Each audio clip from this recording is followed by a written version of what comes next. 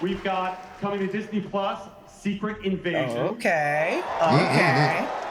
It is an honor to say that finally Guardians of the Galaxy Volume 3. That's MT. My baby, I'm going to cry.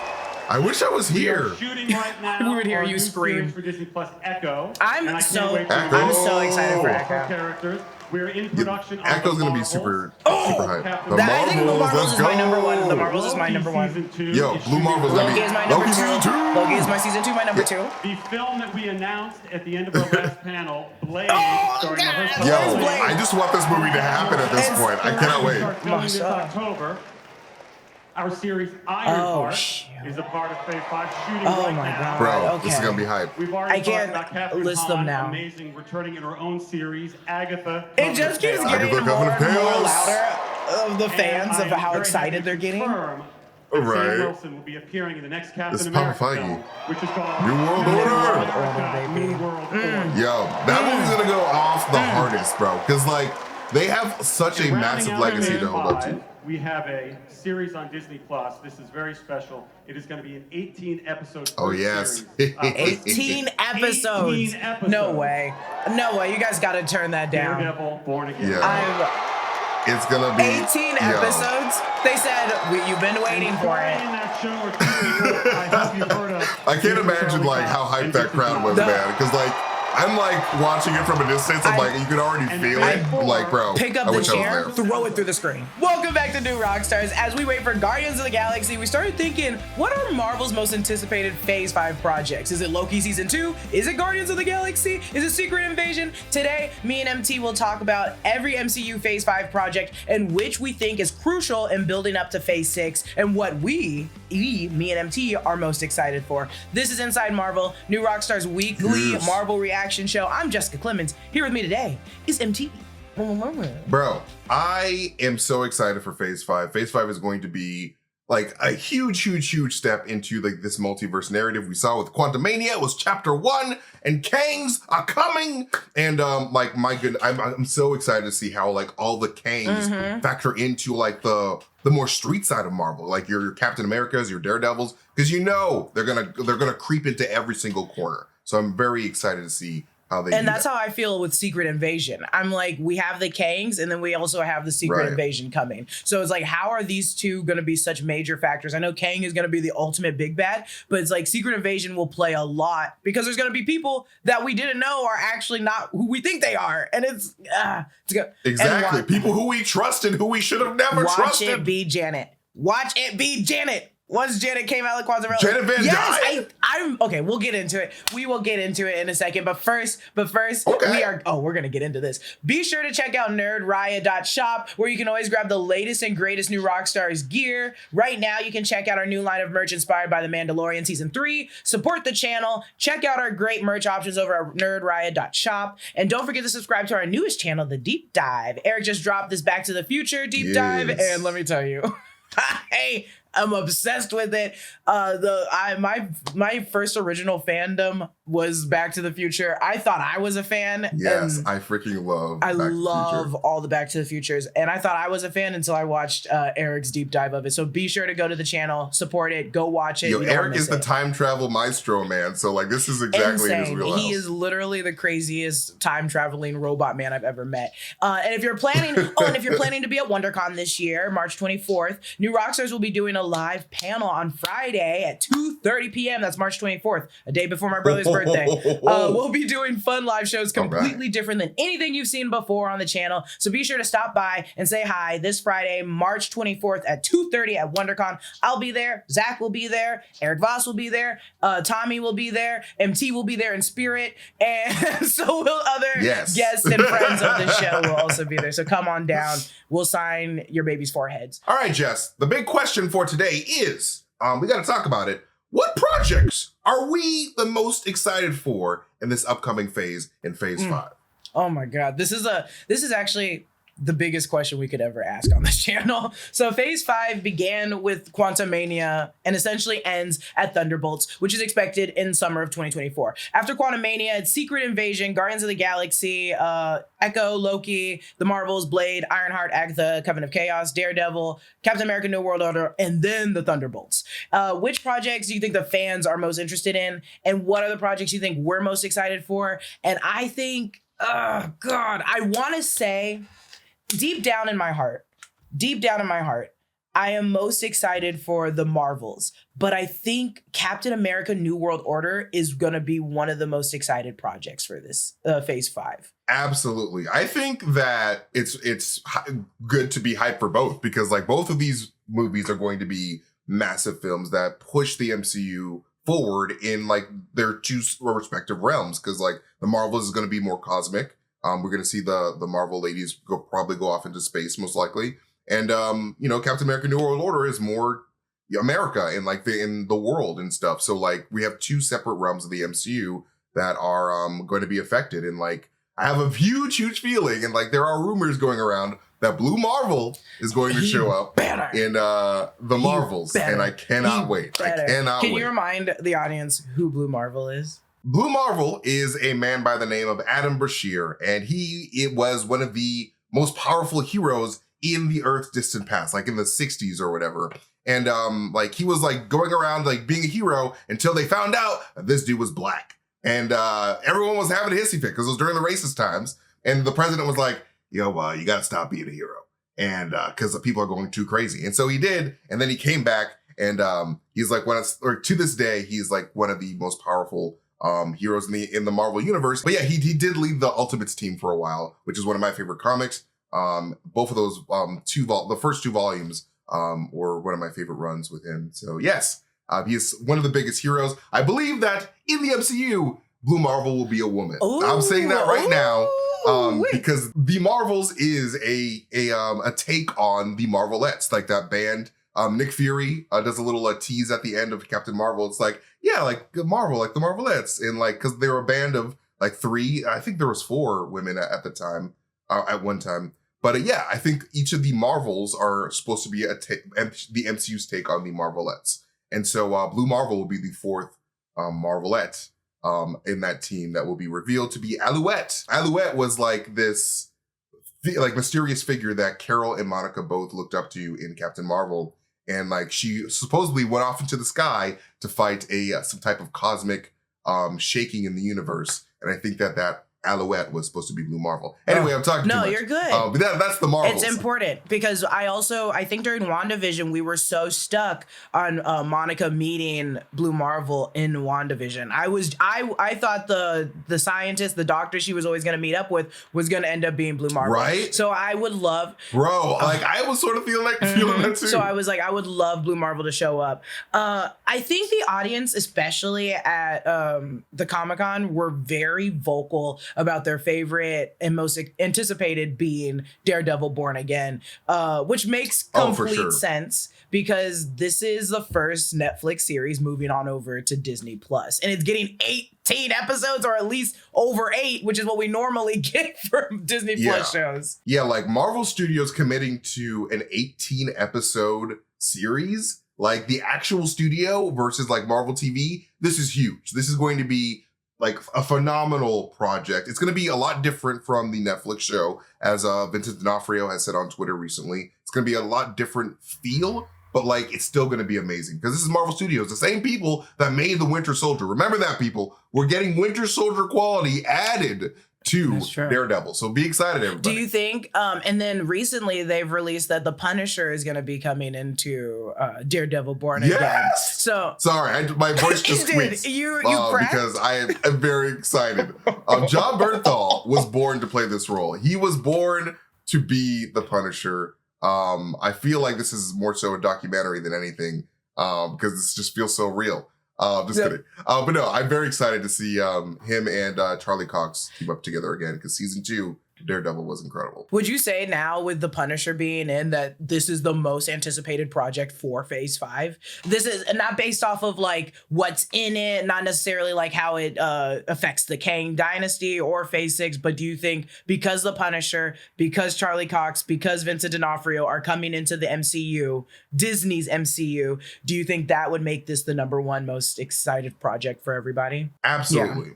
Absolutely. 100%. I think like the number one most fan anticipated project is Daredevil Born Again, because like people were campaigning so hard for Daredevil to return in general, and for Marvel Studios and Kevin Feige to listen to the fans and to bring back Charlie Cox and Vincent D'Onofrio and you know, like a lot of the Defenders. We know the Punisher's coming back. Mm-hmm. There's hints of Luke Cage and Jessica Jones. Jessica Jones potentially coming back. It's not officially confirmed. I don't know if that's officially it isn't confirmed. Like, it's still kind of rumored. It's still alleged, but I'm like, okay, so a couple months ago, almost maybe a year ago, the Punisher, John Barenthal's trainer, was training John Barenthal and posted on Instagram a picture of him training and being like, the Punisher is back, baby, or something like that. And people were like, oh maybe he's just getting our goat. And then here he is. And Jessica Jones, the actress that plays Jessica Jones, Kristen Ritter, and the guy that plays Luke Cage were hanging out too. And I was like, oh my God. So maybe there is something that we're not just seeing fully yet through these Instagrams that I am dissecting. But I think it's a possibility. I think it's a high probability. No, I think it's a very high probability too, because if you're going to bring back Charlie Cox, you might as well just bring back all the main Defenders. Yeah. And I think what's super exciting for me about the Punisher's inclusion into the MCU is that specifically the way the Punisher season 2 ended with him getting a call from Madani, who now works for the CIA. And now that we know that Val is in charge of the CIA and like there's a connection there, we could potentially see that connection leading the Punisher towards the Thunderbolts, which would be super, super dope and very comics accurate. Yes. Because he is on that team. So because Daredevil Born Again, we as fans are, yes, extremely excited. I would put that as our number one. What do you think would be the second one that everyone's most excited for? I would say probably Guardians of the Galaxy Volume 3. I think that, you know, I agree. This is the end of the series, and like Guardians movies James Gunn can do no wrong with that series. Like he puts so much of his heart and soul into writing those movies, and like, you know, the character of Rocky, he said in the past that he's a very personal character to James Gunn specifically. And so like knowing that James Gunn is like leaving the MCU to lead the DCU to greatness is going to be amazing. Like knowing that that's going to happen, it's going to be super, super emotional seeing this Rocket story reflect sort of like the end of both Rocket and James Gunn's like time with this Guardians family. So yeah, no, it's going to be super emotional, and everyone loves the Guardians. Those movies sell super well. So I would say number 2 is Guardians, but that's what I think. But then I'm also like, I think it's really tied with Loki, because Loki season 1 was so phenomenal. Yeah. My God, you're totally right, because Loki season 1 ended with the biggest cliffhanger ever. And then the same with Quantumania's little their stinger is like Victor Timely directly tied in, a clip probably directly taken from season 2 of Loki. So I'm like, ooh. Yeah, but like Loki was the one to kick off the multiverse saga. Like Loki and Sylvie specifically were the ones just like, because without them there would be no Spider-Man No Way Home, there would be no Multiverse of Madness, there would probably be no Quantumania the way that it happened. So yeah, like Loki season 2 is going to be incredible. I cannot wait for a trailer. So I would say you're probably right. That's probably number 2. Yeah. And I would probably put Guardians number 3 next. Yeah. But I don't know. What do you think is number 3? I think the top 3 are Daredevil, Guardians, and Loki for sure. I think Loki is number 2 as well. I think I agree with you wholeheartedly. I wanted to put Guardians and Loki at the same tier, because it's also Guardians' last one that we're seeing. So it's like, yeah, you're gonna want to see it. You're gonna want to see this one. But Loki season 2 is like, this is very crucial, which is honestly the next topic we're getting into. So I want to hold it. I want to hold what I'm actually fully about to say about Loki season 2. Yes. And let's start moving into the second discussion. Let us know in the comments right now what you're most excited for in Phase 5. Not what you think is crucial, what you genuinely are looking for, what you're most excited for, rooting for, would buy a t-shirt of. because that means you're a true fan if you buy a t-shirt for it.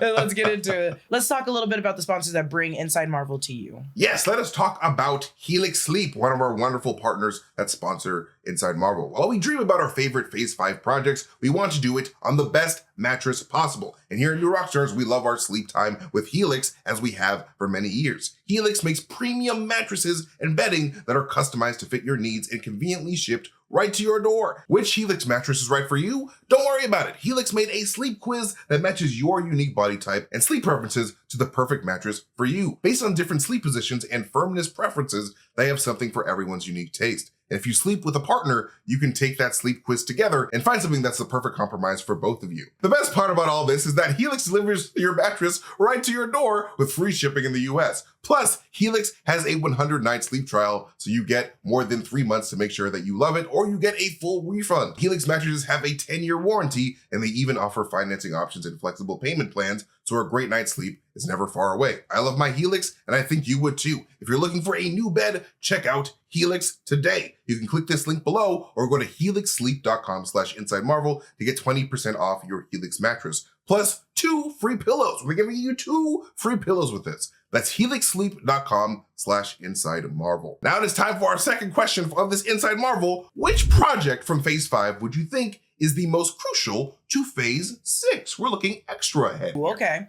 So I think all of these projects of Phase 5 are very important to Phase 6. In storyline, probably, and definitely in individual characters. But I'd say, especially as an example, Loki Season 1 was very crucial for Phase 5, right?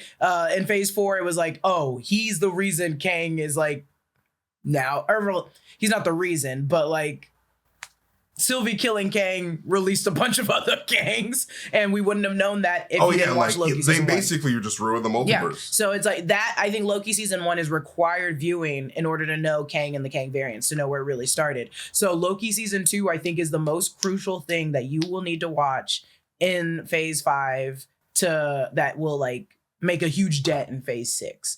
Clearly, it looks like they're going to be killing off Kangs in Loki Season 2. So I think it's going to be like a major figuring out more about the Kang variants and maybe their weaknesses that we didn't really get to see in Quantumania just yet. I think that Loki is going to be a huge one, like massive, like if they keep making Loki seasons, I think that those seasons will be the most crucial seasons to watch during this multiverse saga, because this is the multiverse saga, and Loki is a very multiverse-centric show. So yeah, I think that Loki, especially leading into Kang Dynasty and Secret Wars, Loki is a must-to-watch if you are a Marvel Studios fan.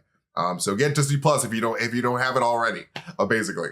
But I also think another big property that a lot of people are going to be surprised that will factor into Phase 6 is the Marvels, because like it's a huge, massive cosmic tale, and like we know that I would say the Marvels and Guardians 3 together specifically, mostly because like of the mutants that are coming, because we know that the mutants are being set up for I don't know if it's going to be called the Mutant Saga, but like a little bit later down the road, that's when we're going to get like the X-Men films specifically from Marvel Studios. And so with Marvel slowly introducing mutated people in Miss Marvel, and we know that the High Evolutionary is going to play a massive role in Guardians of the Galaxy Volume 3, and his whole thing is about evolution and human evolution.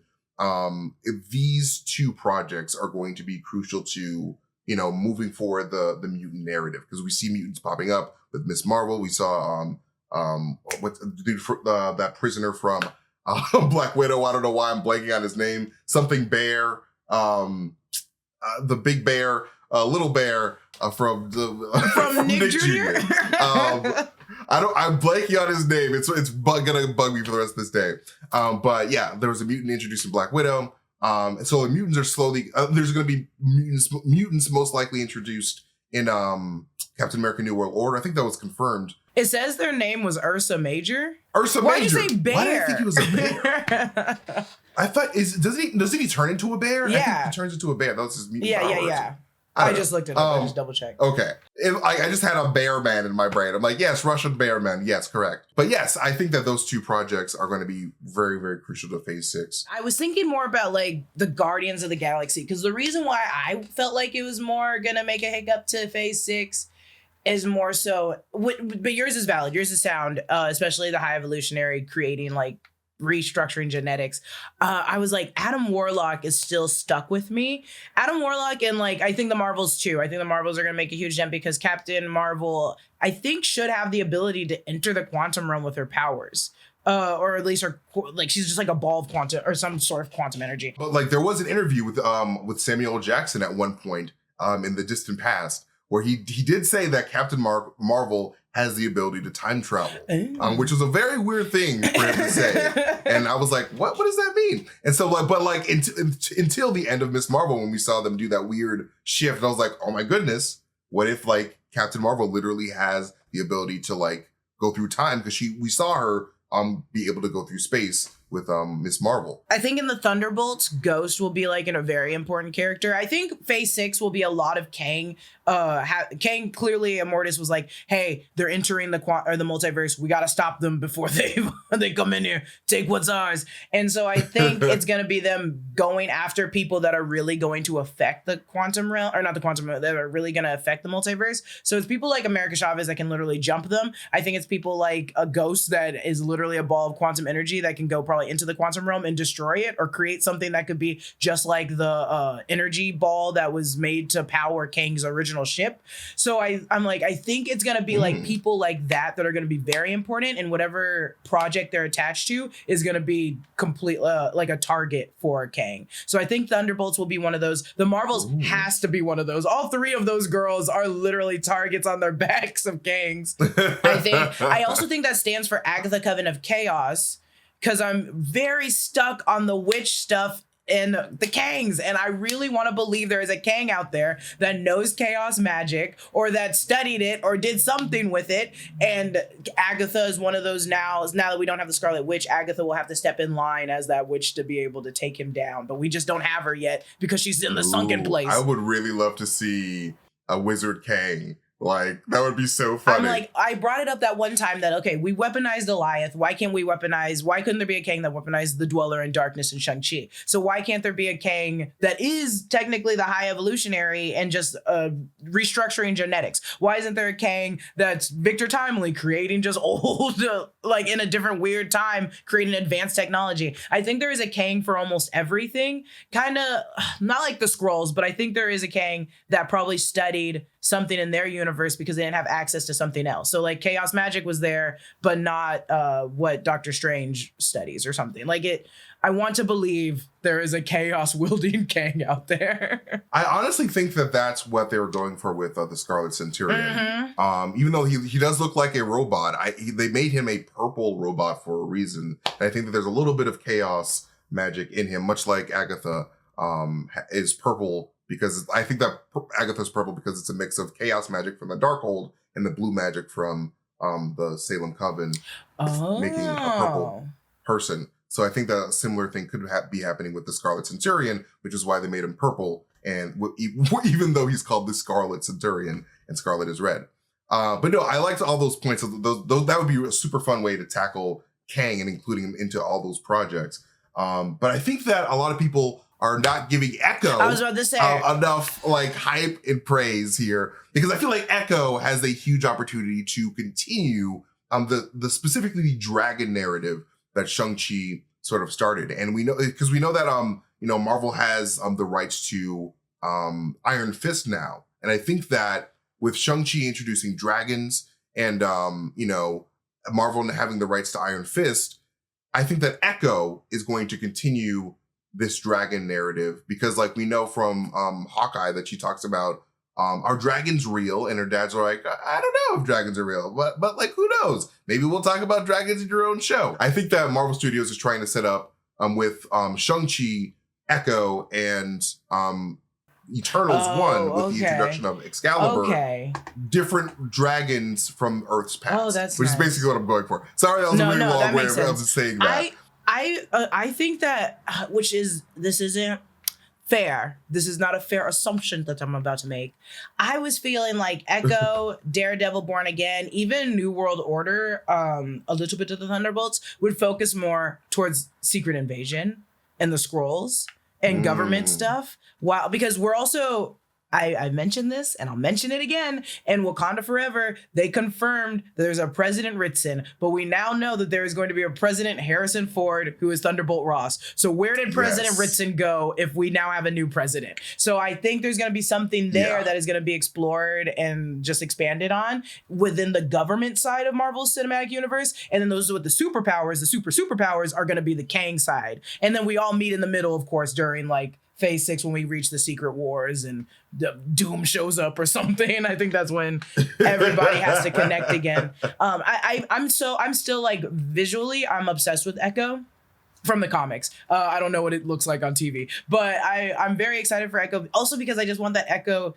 Daredevil Vincent D'Onofrio to come back, like that relationship of her wanting to kill Vincent D'Onofrio, Wilson Fisk that we got in Hawkeye. So I'm very excited for her. I just think she's gonna be kicking some Skrull ass, or she's gonna be witnessing a lot of the people in her freaking circle becoming Skrulls, and she's gonna be beating their ass. That's what I want. That would be bananas. I would love to see that. I would also love to see like some type of inclusion with like the remnants of the Red Room. Somewhere they have to come back. Included there. I know that they're not really in that realm, but like I think that tangentially with Hawkeye and Black Widow, that narrative. Well, the thing is, we still have Taskmaster, who was taken by the remaining widows. So it's like, what if she does run into Taskmaster? There is a comic book line of Echo learning to fight by watching Daredevil and Taskmaster fight all the time on like a VHS tape. So if we have this experience of her being like, I could kick Daredevil's ass and I'll kick your ass, and it's just the Taskmaster, Daredevil, and Echo fighting it out, is a possibility. It's a possibility. I love it. It's high. I dig it. There's a lot of people in the MCU that we still haven't met. There's still a lot of MCU people from Phase 4 that need to come over into Phase 5. They need to trickle in, even if we're bringing it. We still have... Yeah, like Big Wheel. We're talking about Big Wheel, right? I need Big Wheel to show up in a Spider-Man 4 movie. All right. Big Wheel is one of the most incredible Spider-Man villains, Sony. I need you to look up Big Wheel. Keep it. Put him in Spider-Man. Never bring it up again. Put it in Across the Spider-Verse and never bring it up again. We still have a lot of people. We never got the resolve of like Shang-Chi's ending with his sister now taking over for his dad's empire. We still know that Wonder Man's coming. We still haven't got Nova, but we know that it's coming. So there's so many things to be excited for in Phase 5 that hopefully we'll get. Hopefully Jeff Loveness will flush out for Phase 6 because we know that he's going from Quantumania to Kang Dynasty. There's so much. There's so much to be excited for. Why can't you not be excited? No. Like this is going to be like super, super high. Phase 5 is going to be super dope in setting up like continuing the multiverse narrative. And Phase 6, like we only got a small smidgen of what Phase 6 is going to look like. But like, Phase 6 is going to have that Nova project because like they set it up in Infinity War, and we've got to see that come to fruition eventually. And soon. Projects we didn't really talk too much about, like Blade is still coming. It's a lot of things have been shifted, but shifted for reasons, shifted to come back and make us even happier with the product. So we still have Blade that's still coming. They pushed What If, but it's probably coming sooner or later. Yeah, What If is like one of my personal really high like anticipated projects, because like What If Season 1 was incredible. Seeing Killmonger, Infinity almost take it all. My God, incredible. We still have What If. We still got Blade. We still have Ironheart coming. It got pushed a little bit, but it's still on the way. And everybody should be excited because she's amazing. She's my favorite character. Yes. So make sure to tune in. Make sure to be there. And then watch our breakdown and our coverage and our theories on every single one. And that is it for this episode of Inside Marvel. Reminder to subscribe to the Deep Dive channel at Deep Dive NR. Follow me at Lulu_Clemens. Follow MT at Mastertainment. Follow Eric Voss at EA Voss. He couldn't be here today because he's doing so much Star Wars stuff for you guys. He's doing Mandalorian. He's doing everything. He's breaking it down. He's doing Wookiee leaks. He's doing everything. He's interviewing people. He's doing too much. Subscribe to Inside Marvel wherever you get your podcasts, and we'll see you guys again next week. Bye. Bye, guys. Love you.